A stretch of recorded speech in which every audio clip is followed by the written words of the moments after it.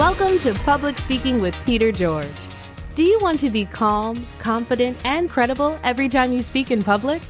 Then stay tuned as Peter and his guests discuss public speaking tips, techniques, and tactics that help you increase your impact, influence, and income. Here's your host, Peter George. Before we get started, I have a question for you. Would 52 public speaking tips help you to become a more engaging, more confident, and more successful speaker? Then get your free tips at petergeorgepublicspeaking.com/tips. That's petergeorgepublicspeaking.com/tips. Now, to our episode. The myth that introverts are not cut out for public speaking goes on, and it probably will continue to do so for as long as introverts inhabit the earth. Perhaps if you're an introvert, you've been letting this myth hold you back. If so, it's time to let it go and delve further into public speaking. I know, it's easier said than done. No, I really know because I'm an introvert, and so is our guest, Dr. Ty Belknap. Listen in as Ty shares advice that'll help you embrace your introvertedness. Is that even a word? And continue on your journey to being a compelling and engaging public speaker. As a self-proclaimed huge introvert, Ty has made public speaking an integral part of his business plan, helping him build a successful online business. As an SEO expert for almost 2 decades now, his book, Timeless SEO Secrets, is now in its 3rd edition. But the book that might interest you even more is Leadership for Introverts. Here's my conversation with Dr. Ty Belknap. Welcome to the show, Ty. Well, thank you very much for having me. I'm excited to be here today. Ty, I know you consider yourself to be a huge introvert who has made public speaking a part of your business. Mm-hmm. How do our listeners know if they're actually introverts? That's a great question. For most of my life, I didn't know that I was an introvert. Of course, most of my life, the word introvert was actually considered to be almost a mental problem. It was even listed as a mental disability in the dictionary up until about 20 or 30 years ago. And so people didn't even want to be introverts. And then, but even at that, I have spent most of my life pretending to be an extrovert. And so not only did I not know, but no one around me knew either. All I knew was that after a certain period of time, I just had to get away from everybody. Even at parties, I could be throwing a party, and after 2 hours, I'd throw the party because it was expected of me, or at least I thought it was. And after 2 hours, I'd be sitting there thinking, how do I get all these people out of my house? I don't want them here anymore. I loved them. They were my friends and everything, but I just wanted to be alone. And so I've spent a lot of time trying to see what the differences are between introverts and extroverts. And there's a large scale there. I mean, if you do a scale of 1 to 100, with 50 being an ambivert, kind of in between introvert and extrovert, there's a big amount of space on both sides where people can be more extroverted or more introverted. But what I found the big difference is, if you think about yourself in a social situation, and let's say you're around a crowd of 100 people, and after an hour, how do you feel? Extroverts generally feel energized. They love being around the people. They love the ambiance, the crowds and everything. And they have more energy after an hour or two of being around the people. And they're just ready. They're just getting started and just getting raring to go. Introverts are exactly the opposite. After an hour or two, they're looking for the door. They're ready to leave, even if they're having a good time. And of course, like I said, there's that scale of 1 to 100. So some introverts don't have such a big problem with crowds, but after a while, they still get that feeling inside of them where they're thinking, maybe it's time to start thinking about leaving. And to me, that's the biggest difference between introverts and extroverts. It's funny you should say that, because when I get to a sporting event or a concert or something like that, I walk in and I know there's going to be thousands upon thousands of people there, but I look around when I get inside and go, why do all these people have to be here? Exactly. Why can't it just be us? I know exactly what you're saying. I didn't realize the connotation that the word introvert had only a few decades ago. Yeah. So now I'm wondering what people thought when I would be going, no, I'm an introvert.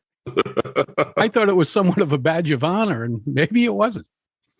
To me, it kind of is now, not necessarily a badge of honor, but a way of letting people know who we are. To me, I was talking with a friend of mine just recently, and he actually, because I was telling him about how I can do public speaking, but for an hour before or an hour after, like if I'm on stage, an hour before or an hour after I do that, I need to be alone. I really need my recharge time, both before and after. And he kind of came back with, well, is that how you want to be? And now, of course, 10 years ago, I would have gotten nervous and thought, there's something wrong with me. And all those things inside of the negative things inside of your head start popping up. But he did it when I knew a lot more about introverts. And so I kind of smiled and even maybe laughed a little bit. And I said, it doesn't matter if it's how I want to be, it's how I am. And so it's I've come to the conclusion that people can accept me for who I am or not, but that's on them. Were you like me and had the same experience of in school, especially middle school or high school, teachers saying, you're just shy. Oh, do yeah. this, and you'll be like the other kids. Oh, yeah. And like I said, and I thought that I was shy, or that there was something wrong with me, that I had a tough time being around other kids. I felt very out of place. Of course, most people do, but I felt very out of place in high school and junior high. In fact, I was talking with a friend of mine that I reconnected with recently, and he's talking about the glory days of high school. And again, I started laughing because I was telling him I am much happier now than I ever was in high school. I had the glory days of high school. I played football, baseball, hockey. That was fine. If I was playing sports, I was playing sports. But yeah, other than that, it's like everyday life. I just didn't want to be outgoing like everybody else was. I was very comfortable sitting back and watching. I had a couple of very close friends, and between each class, I would zoom in to try to find them. So I didn't have to talk with anybody else. And I had so many teachers and coaches, because I played sports in junior high and high school as well. And they would say, well, just like you said, they'd say, here, do this or do that, and you'll start to fit in better. Right. And that's why I spent so much of my younger life thinking, how do I fit in with other people? What do other people expect of me, rather than how do I want to live my life? So introverts can be public speakers, but here's my question. In your mind, can they be effective public speakers? I think introverts can be more effective public speakers than any extrovert out there. And extroverts may listen to this and say, you're wrong. And I might be, but I'm biased because I'm an introvert. All right. Extroverts to me are very good at talking off the cuff. But when they, just being able to come up with something right off the top of their head, where introverts need to really take notes and think about what they're going to say before they say it. But to me, that's the advantage, because an extrovert may go off on a tangent and then try to find their way back after they've gone on to a tangent, where an introvert knows exactly what they're going to say next, or pretty much what they're going to say next. And I tell my introvert friends, because they look at me and they say, how do you stand on the stage in front of 1,000 people and talk? To me, I love it, because there's a 10-foot area between me and the closest person. So I'm not actually in the crowd. They can't ask any questions unless I allow them to. I get up on the stage, I say what I want to say, and I leave. And to me, that's a big thing, because another thing I think introverts can do well is time management when they're speaking, because we don't want to speak for a long amount of time. We want to just get through with what we're going to say and take off. And so I think introverts do have some big advantages to that. They're more likely to study and research what they're going to talk about, so they have some more in-depth knowledge. And don't get me wrong, extroverts do this too, But I think introverts just have more of a natural ability to do that. What do you think about extroverts? They'll wear that as a badge of honor of, hey, I can speak off the cuff. I can wing it. But would you agree that for a lot of them, they never get to a point? To me, it's a social situation. I don't know about you, but I'm a Star Trek fan. And there was a Star Trek Next Generation episode where the android Data was talking with a guy. And the big thing about the guy was he could talk for an hour and never say anything. So they're talking about the weather or what's going on another planet and all this stuff. And Data's mimicking the guy, and they talk forever. And the guy says, "Oh, I just love this Data guy. He always has something to talk about." But they didn't talk about anything important at all. Right. And not to say that extroverts don't, but and to me, that's an extrovert skill to me, is being able to go into a situation and just talk about whatever comes to mind. Because introverts, when they go into that same situation, we have more of a tendency to freeze up and not know what to say. And of course, now we don't know what to say, so we're even more nervous and we're more looking for the door, trying to get out of there because we feel like there's a spotlight on us now, and it makes us freeze more. So I think it's both an extrovert skill and a curse to be able to just talk off the cuff, because I see extroverts so often going off on that tangent and forgetting what they were saying and where they were going and not being able to get back to it. Now, when you say that the introverts might not know what to say, do you think we question ourselves a lot? We have that whole conversation in our head of, hey, if I say this now, they're going to say that, or they're not going to think that's intelligent or part of this conversation. Do you think we critique ourselves too much before we even open our mouths?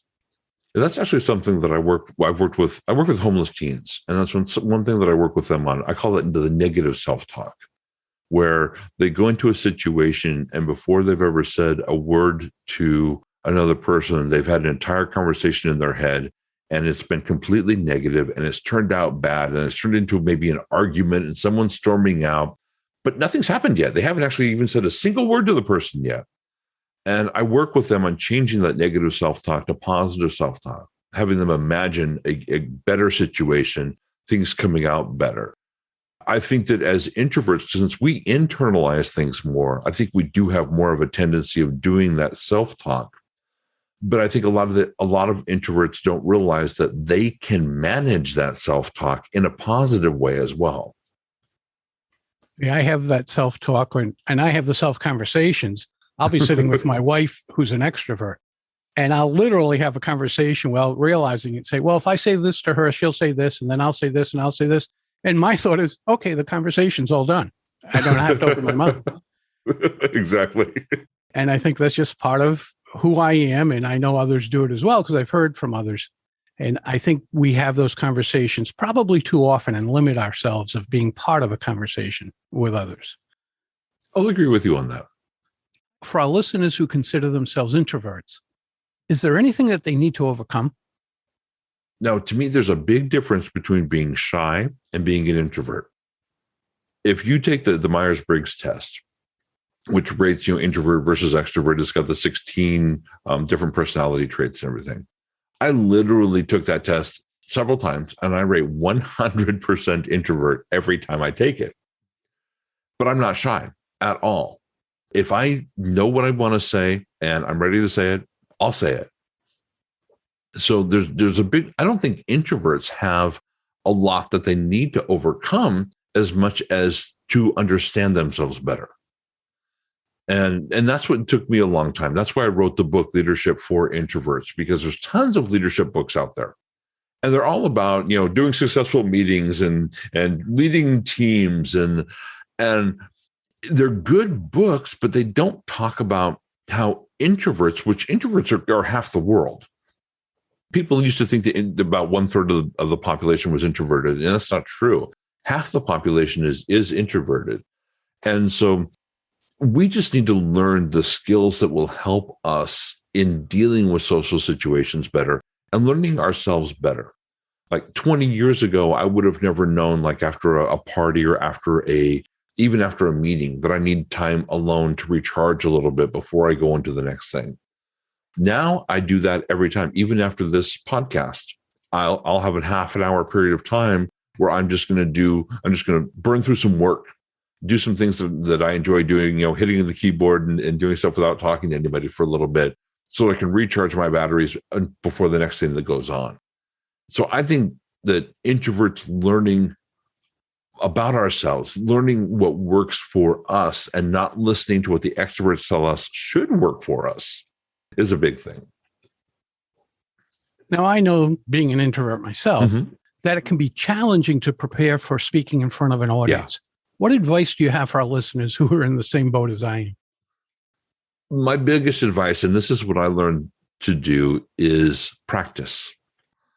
And I will practice a speech. I don't do it as much anymore because I've been speaking in public for probably about 15 years now.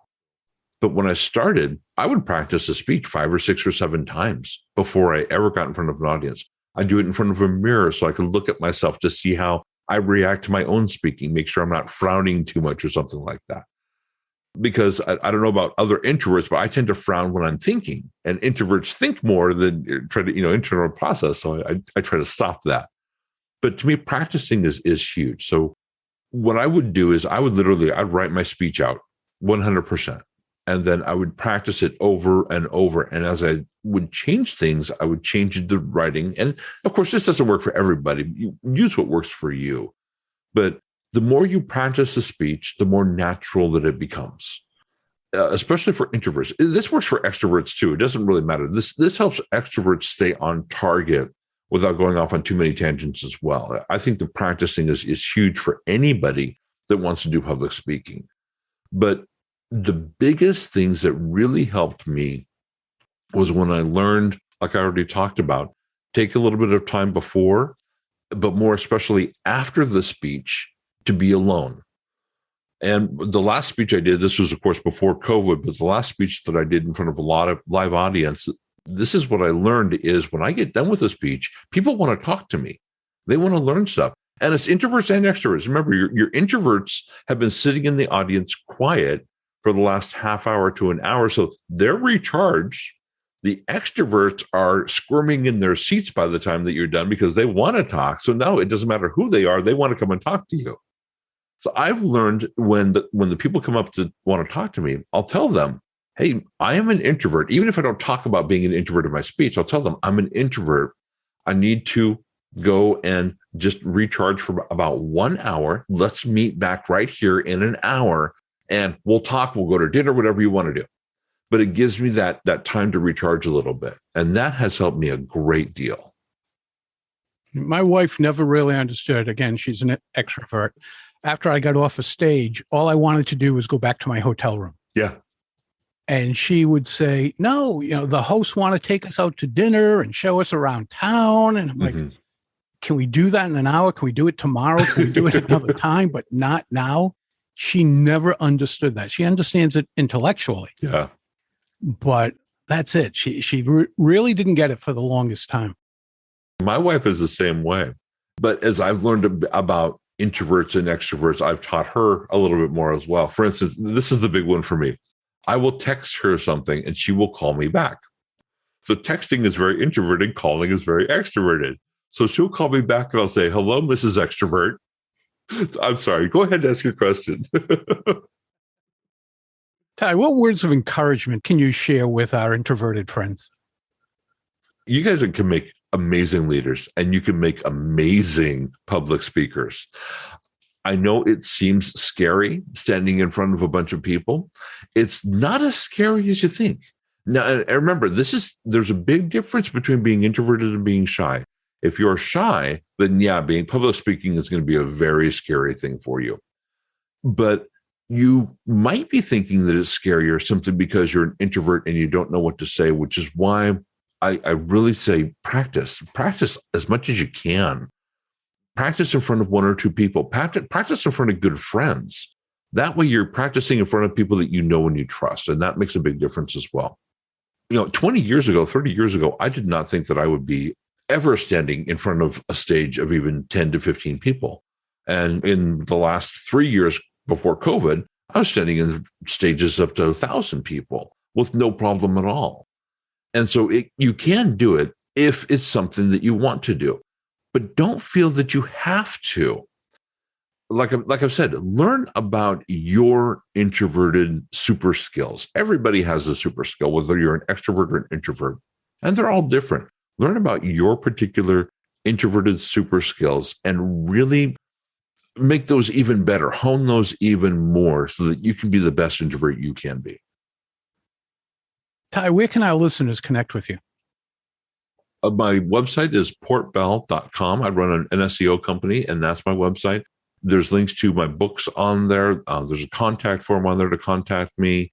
I'm on social media as well, but the best way is just to go straight to my website. I'll get back to you a lot quicker that way. I hope everybody, but especially the introverts who are listening, contact you and have that conversation with you. Ty, thanks so much for being with us today and helping our listeners, both introverts and extroverts. And I hope to speak with you again. Peter, I'm very happy to be here. And thank you for the opportunity, because I think it's so important for us introverts to learn as much as we can about who we are. Hey there. This is a reminder to sign up for your 52 free tips at petergeorgepublicspeaking.com/tips. petergeorgepublicspeaking.com/tips. That's a wrap of another episode of Public Speaking with Peter George. Be sure to rate, review, and subscribe wherever you listen to your favorite podcast. Tune in Monday when you'll hear another episode of Public Speaking with Peter George, and again Thursday for your next episode of Quick Bites, public speaking tips and techniques you can digest in 5 minutes or less. Until next time, remember, when it comes to speaking in public, you've got this.